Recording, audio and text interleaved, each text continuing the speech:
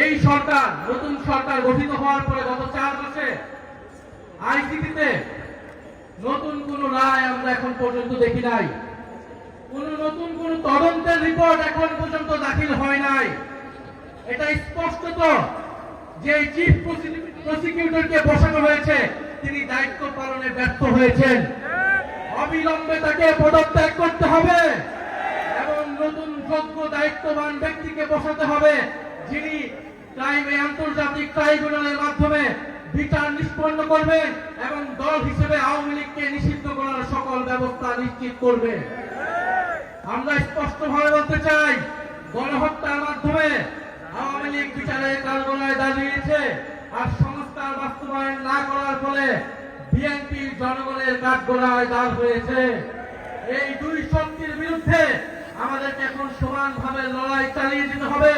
সংস্কার, বিচার এবং বাংলাদেশের সার্বভৌমত্ব রক্ষার জন্য 11 দলীয় ঐক্যের নেতৃত্বে আমাদের এই লড়াই সংসদ এবং সংসদের বাইরে আমরা চালিয়ে যাব। আপনারা সেটার জন্য কি প্রস্তুত রয়েছেন? শরীফ ওসমান হাদি হত্যার বিচারকে আমরা নিশ্চিত করব ইনশাআল্লাহ। সেই সকল হত্যাকাণ্ডের বিচার আমরা নিশ্চিত করব। এবং আরেকটি কথা বলে দিতে চাই, আওয়ামী লীগ একটি ফ্যাসিস্ট, গণহত্যাকারী এবং সন্ত্রাসবাদী সংগঠন।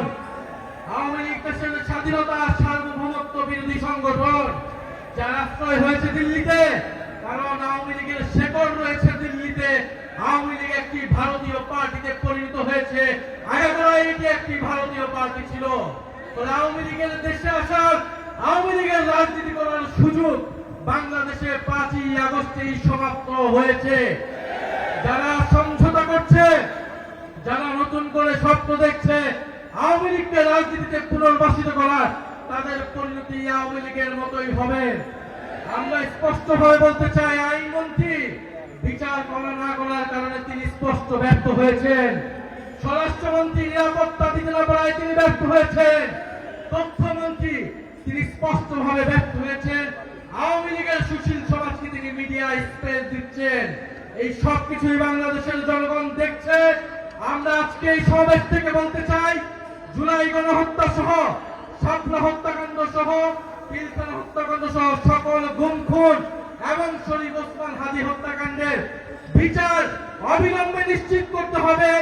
বিচার যদি নিশ্চিত না করা হয়, এই সরকার কোনোভাবেই 5 বছরের মেয়াদ সম্পূর্ণ করতে পারবে না। ওসমান হাদির ভাষায় বলতে চাই, আমরা জান দিব কিন্তু জুলাই দিব না। ইনশাআল্লাহ জুলাইয়ের বিজয় হবে। আসসালামু আলাইকুম।